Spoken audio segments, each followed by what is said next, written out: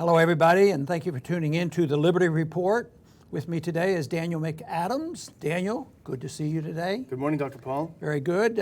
Today I'd like to talk a little bit about an item called Anaconda 2016. That sounds like interesting stuff, you know, but it has to do with war games. And war games going on now. Already started, significant number of foreign personnel going to Poland. And it's more or less the confrontation and the pretense of what it's like to be at war with Russia. And I think, actually, I give them credit. I don't think the two sides right now are planning an invasion, but there's a lot of rhetoric going on and a lot of danger exposed. But they've talked about war games for a long time, and what comes to my mind is playing games with American security, because they're talking about building up troops. What if Russia does this? And what if war breaks out? What can we do? Well, there's been reports that since 2014, they have had 16 examples of war games with NATO and being involved. And strange as it may seem, the side that came out on top was NATO. That's good. So NATO's our friend, and they're going to take care of us, and they're not going to expose us unnecessarily to a war we don't need, and they won't drain our natural resources and our money or run up debt. So we say, oh, okay, they've been winning. But now there's projections about Anaconda 2016, and there's some projections. Well, we always win. NATO always wins, so I guess NATO will win. But then there's this little organization from California, I believe, called the RAND Corporation, that analyzes things like this, and they're rather respected on their analysis. And they said, don't get too cocky. They didn't use those words. Don't be too cocky, because what they're saying is Russia will win these war games, and they describe a little bit of the military operation that's involved. And I know you have looked into this and have a pretty good idea of how these people think and what they're really up to, and whether or not you think there's any danger in what they're doing. You know, it's interesting. You got to wonder who comes up with the names of these operations, because, you know, what is an anaconda? It's an enormous snake that squeezes its prey until it's dead and then devours it. You know, the imagery there is unmistakable. Yet General Ben Hodges, who's the commander of the U.S. Army in Europe, he said, quote, "There's no reason to be nervous. This is strictly a defensive exercise." But with such a provocative name, but the operation, it'll be a 10-day military exercise, as you said, involving 31,000 troops, thousands of military vehicles from 24 countries, the largest war games in Europe since the end of the Cold War, and the largest gathering of foreign military troops in Poland since World War II, when it was full of Nazis and Soviets, etc. So the largest foreign troops in Poland since World War II. But don't be nervous. Yeah, that's right. Everything will be all right. But there's another event shortly after this one finishes, and there's a NATO summit, 8th and 9th of July, in Warsaw, of all places. And these are shows of strength, and it's to warn Russia, don't mess around, we're ready for you. And also, one of the diplomatic explanations of why we do this is we have this moral obligation to reassure our allies that we'll be there for them, we'll cover them. And of course, that means that no matter what happens in Poland, we're going to be involved. Militarily, financially, our troops will be involved. And my moral concern with this, and I've spoken about this before, is by what right has a previous generation had to set this stage for our generation to pay for this and send our kids over there, and nobody questions it. It's like the war has been declared. All they have to do is step over the line, and we have the authority. You know, they're not going to come to Congress and reassess it because we belong to NATO, and we have to. And NATO is the law of the land, so we'd have to do what NATO tells us, just as what the United Nations tells us. So I don't like the process one bit. Well, it does create a great moral hazard, because Poland has been acting very provocatively toward Russia, especially with this new government, which is a a very right-wing government, very nationalistic government. They've been acting very provocatively toward Russia, and it's because they presume that they have the strength of NATO, i.e. the United States, behind them. So it affects their behavior, where they would be more confrontational rather than more cooperative with Russia. But this is really only one of many, many operations that NATO is involved in, in Eastern Europe. As a matter of fact, as we speak, there's also another one in Lithuania called Operation Iron Wolf. It sounds so scary, and that one will have 5,000 NATO troops taking part in Lithuania, which is on Russia's border. And also there's other news that the U.S., ahead of the summit you mentioned, is boosting its military presence in the Mediterranean, its naval presence. But we have actually a chart that I hope we can bring up, because this will give you an example of how many NATO exercises just in the remainder of 2016 will take place in Russia's backyard. And we'll bring it up here in a second. But this is a 5-page listing of all the different NATO operations in Russia's backyard. Estonia, Slovakia, Hungary, Poland, Lithuania, et cetera, et cetera. So this is nothing to be worried about, purely defensive. And they will tell you that they're not tomorrow being offensive. And some of them believe it, some of them are convinced of it, and there are some people even in here that they're not predicting that something's going to go badly. But it could be that something goes awry that they don't know about. There are accidents, there are false flags, and all kinds of things. But I also noted that in Romania, we have put missiles in Romania as well. I mean, it isn't like it's just one little place. In all of Eastern Europe, this has been a controversy. I'm just shocked that they automatically accept us, even though sometimes the people vote against it, but the governments seem to want this, and they want these weapons. The other thing that they acknowledged in discussing this is that, no, this probably isn't real war and this sort of thing, and it may be that there's profit motives for this. And that list that you put up there, that costs a little bit of money, and if you run out of weapons, you have to have more weapons, and you have to demonstrate you have the most modern weapons.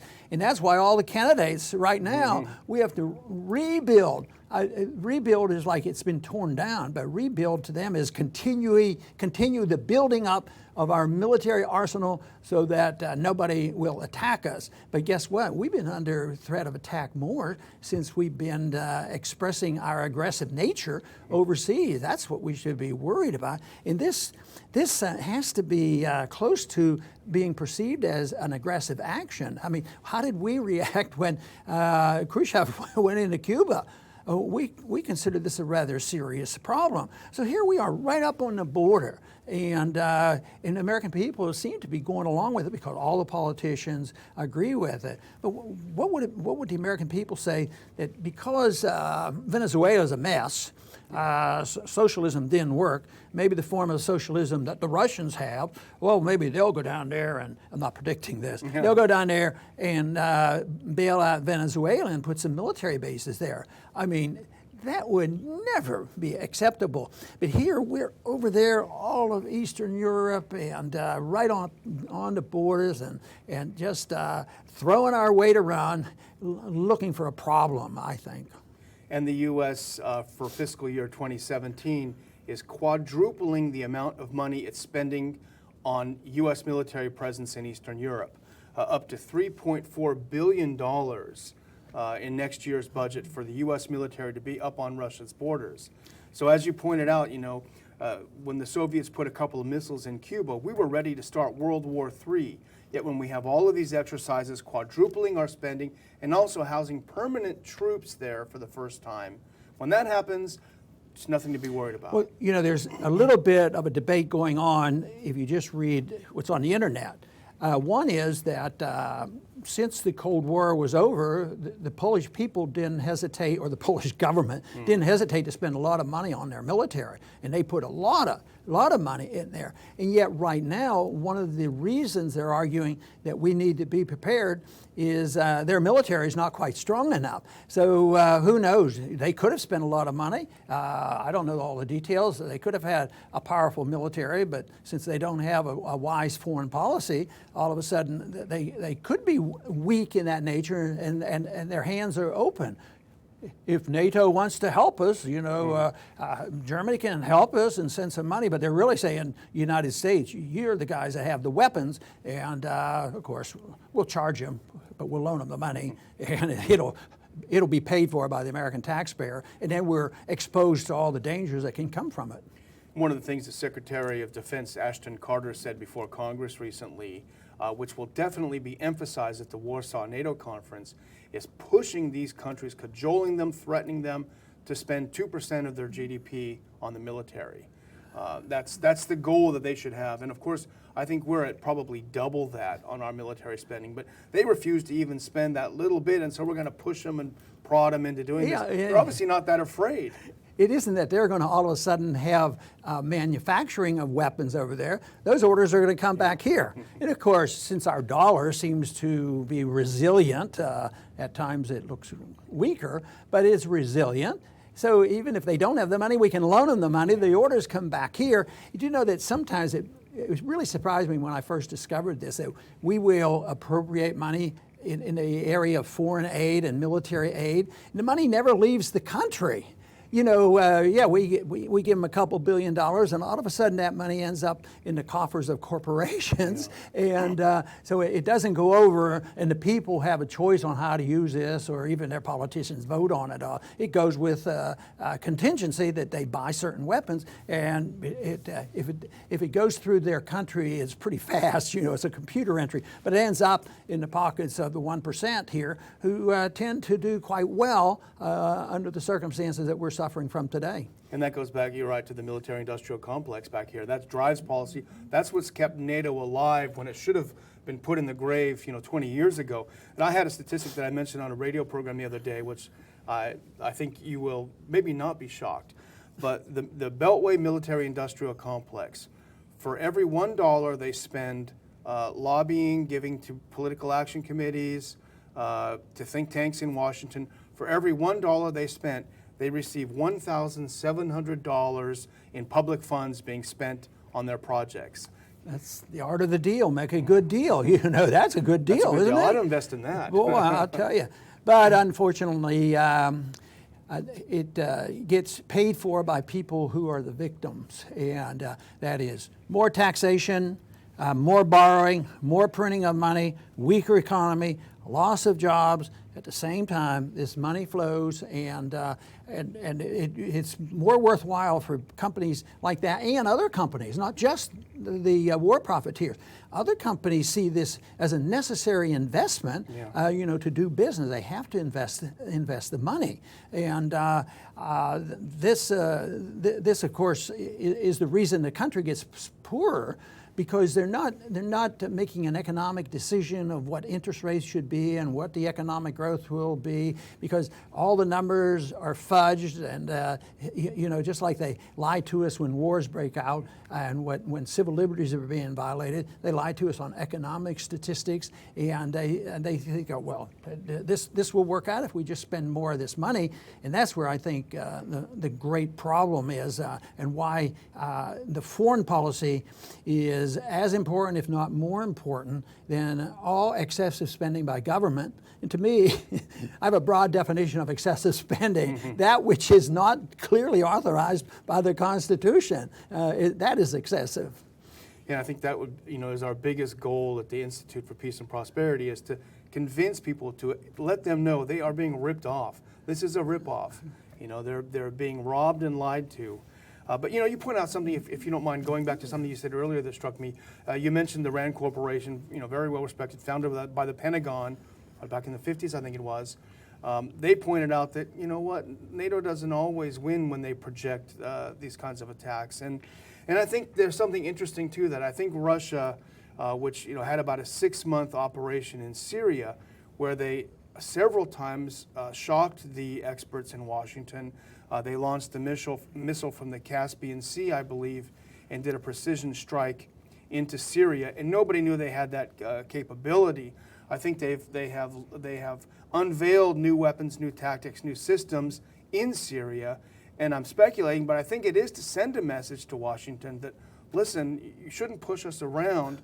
We're not the same army we were in the 90s when Yeltsin was drunk. Everyone was robbing and ripping things off. So it would be nice if Washington would take that message. Well, good luck on that. We'll keep promoting it, though. And, I mentioned before that I thought this was, it's interesting they call it war games, but I say it's playing games with our national security. Yeah. But in a way, they're playing with fire. With our national security, and people say, how can this be true that we're playing with fire and playing a game? Of course, that's to make it sound very benign, and yet it's so serious economically and on foreign policy. And most people say, how can this hurt our foreign policy to be strong and have weapons and not get pushed around and not let those Russians intimidate us and push us around? But one thing that we should always remember is who has gone the furthest to have a little squabble with another country. The peoples on whose borders that we fight and argue, or should we consider the people who are the country that goes 6,000 or 8,000 miles away from home? So I think it's playing with fire. It's no silly little game, because economically it's a clear, serious war against the American people and the prosperity of this country. But of course, I see it as a great danger, because I've talked about blowback and the consequences of a ill-advised foreign policy. And if you don't change the foreign policy, this is just going to deteriorate. We will eventually not be able to defend ourselves, and we don't win all the military fights now. If we did, there would be peace in Libya, there'd be peace in Afghanistan, there'd be peace in Libya, there'd be peace in Syria, but there is no peace, and now we want to confront and make sure the Chinese do exactly as we tell them. So yes, we're playing with fire, and I would say the only option that we have that makes any sense is back off. Take the advice of the founders, stay out of the entangling alliances, have a strong national defense, and set an example for the world. Have a strong economy, protect our civil liberties instead of lecturing everybody else about their infraction. That, to me, is a much better approach than the one that we are following. Too bad I don't hear enough of this discussion in the presidential race, but you will only hear it when the American people demand to hear this message. I want to thank everybody for tuning in today to the Liberty Report. Please come back soon.